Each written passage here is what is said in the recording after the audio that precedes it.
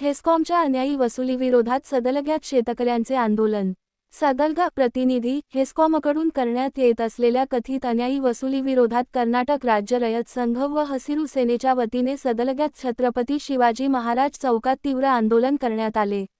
शेतकऱ्यांना मोफत व अखंड वीज पुरवठा देण्याचे आश्वासन देणाऱ्या सरकारकडून प्रत्यक्षात अन्याय होत असल्याचा आरोप संघटनेचे राज्याध्यक्ष गणेश इळीगार यांनी यावेळी केला।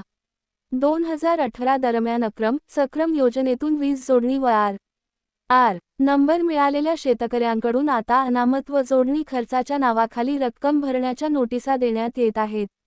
ही सक्तीची वसुली त्वरित थांबवावी, ट्रान्सफॉर्मर विनाशुल्क बसवावेत आणि शेतीपंपांना अखंड वीजपुरवठा द्यावा, अशी प्रमुख मागणी आंदोलनकर्त्यांनी केली।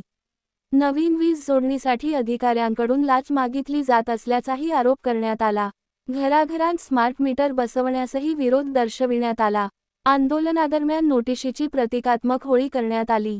दरीखान आज्जा यांनी शेतकऱ्यांच्या आंदोलनाला पाठिंबा जाहीर केला।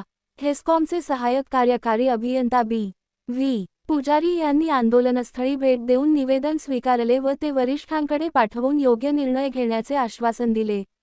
यावेळी सरोजनी आरगे, पंकज तिप्पण्णावर, तात्यासाहेब बस्सण्णावर, रमेश पाटील आदींसह विविध तालुक्यांतील शेकडो शेतकरी उपस्थित होते। AP न्यूजसाठी सदलगाहून तौफिक गौंडी।